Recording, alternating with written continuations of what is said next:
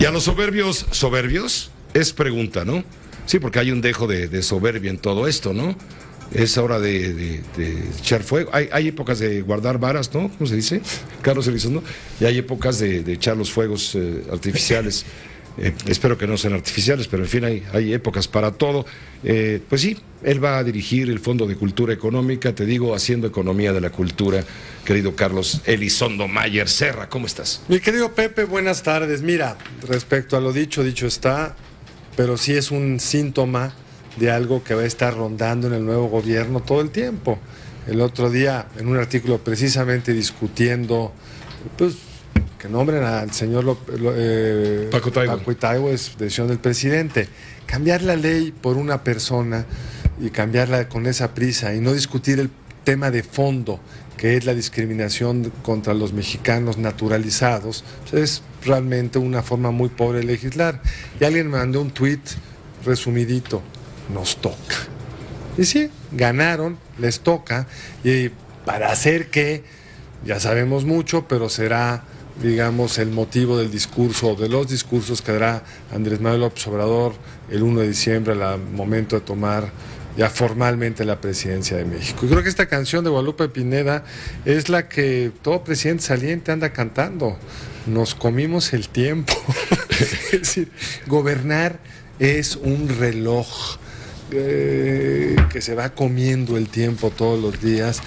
Por ejemplo, por ir con tanta prisa en estos meses de transición, pues ya se comieron una parte del arranque del nuevo gobierno, porque de haber tenido condiciones pues razonablemente buenas, económicas, financieras, etcétera, pues ya se comieron medio puntito de crecimiento, ya se comieron algo del presupuesto y tienen que ahora ajustar las principales variables económicas, de suerte tal que la primera gran promesa que ha hecho López Obrador durante muchos años, que es que terminó el neoliberalismo, la economía mexicana crecerá más, todo hace parecer, Pepe, que el año entrante la economía mexicana va a crecer menos de lo esperado y menos de lo que creció este año, porque uno no se puede ir comiendo pasos a la hora de gobernar.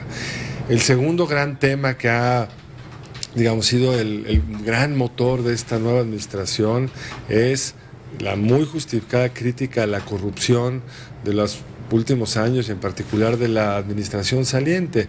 Yo creo que aquí es donde el Obrador, si es cuidadoso, podría sentar las bases para un país menos corrupto, para un país de instituciones. Me preocupa, sin embargo, como que toda en su administración, que lo que nos ha ido anticipando en estos meses de transición es que el grueso de las decisiones van a ser personales, ya hay poco de inversión institucional, sino que las leyes se cambian para resolver problemitas concretos y no como parte de una gran visión, y no veo apetito por parte del presidente electo de hacer una fiscalía autónoma, de hacer una fiscalía nueva, de entrarle de verdad al Sistema Nacional Anticorrupción. Celebro que tengamos un presidente que creo que es ciertamente austero y pareciera que honesto, pero creo que eso no va a ser suficiente. A ver qué nos dice, ojalá que nos dé algunas pistas de hacia dónde piensa mover la administración pública. Esta discusión que hemos tenido, Pepe, los últimos semanas y meses, de que para él no va a haber, no se va a perseguir a los funcionarios de la administración anterior, incluso a como dejado ver que puede haber una suerte de perdón a quienes hubieran abusado, porque como no caben en las cárceles, no los persigo. Yo esperaría ver una actitud mucho más clara. Creo que los mexicanos reclaman con razón que no basta que no haya corrupción hacia adelante, sino los casos más conspicuos de corrupción, los más abusivos, tendrían que ser sancionados, Pepe. Para eso hay una ley. Para eso hay una ley, además no es optativo. Es responsabilidad del presidente hacer que se cumplan las mismas. El tercer tema que sin duda estará hablando mucho es el eje de su promesa de campaña, y que lo dijo muy claro en la primera propaganda de su primera campaña: por el bien de todos, primero los pobres. Todo el esfuerzo de estos primeros meses de la administración, presupuestales y otro tipo, van a estar en torno a cumplir con estas transferencias sociales que quiere hacer a los adultos mayores, a los jóvenes sin empleo y sin educación, estas becas educativas.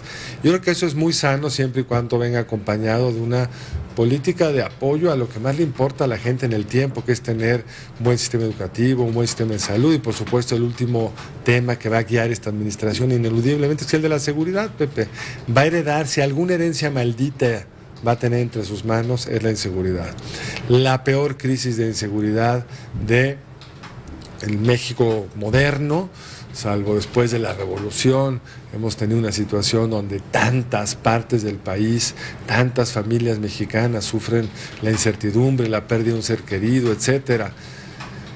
Él había prometido en su larga campaña por la presidencia que el problema se iba a resolver con abrazos, no con balazos, y ha hecho la vuelta en U más dramática que he visto en un presidente, incluso antes de tomar posesión, y ahora su estrategia es de usar todos los instrumentos del Estado, militarizar la policía.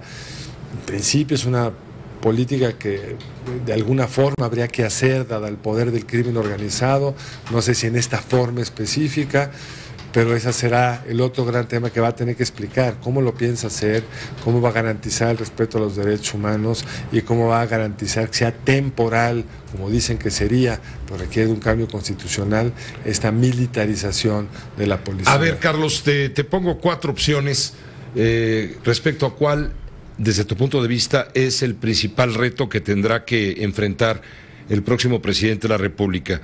El tema de la corrupción y la impunidad que has mencionado, el tema de la inseguridad, de la violencia también, el combate a la pobreza o generar confianza.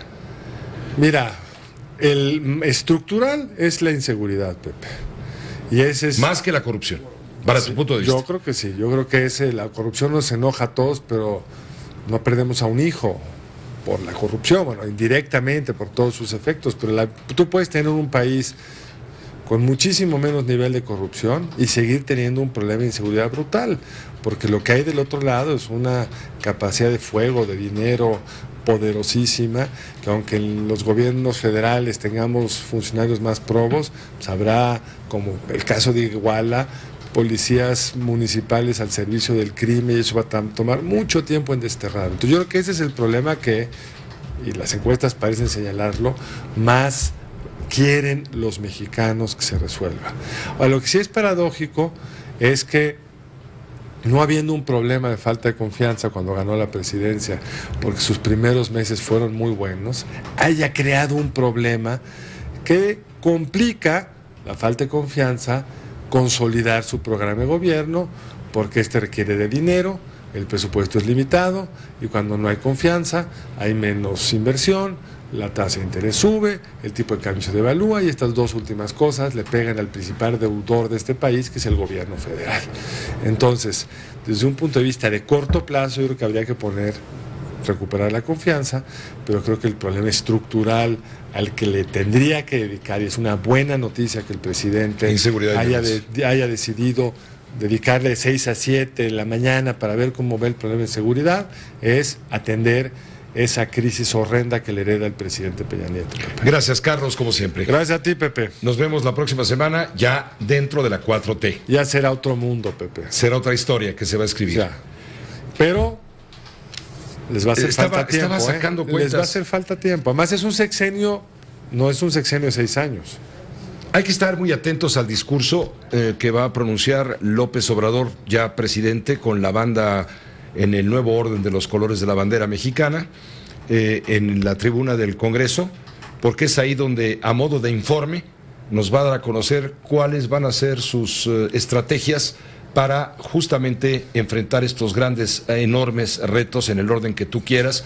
Va a ser él mismo se rió diciendo, sí, voy a dar un mensaje que va a ser mi primer informe de gobierno. Sí, es que en algún sentido, pues el grueso de las acciones que va a hacer hacia adelante están más que anunciadas, y algunas ya están hasta tomadas, aunque no jurídicamente, como el caso de la cancelación del aeropuerto de Texcoco, que como todos sabemos, los trabajos van a continuar hasta que no haya un acto jurídico del nuevo gobierno cancelándolo, que será un tema interesante de ver cuál será ese acto jurídico. Vamos a estar pendientes. Por supuesto, Pepe. Gracias, Carlos Elizondo.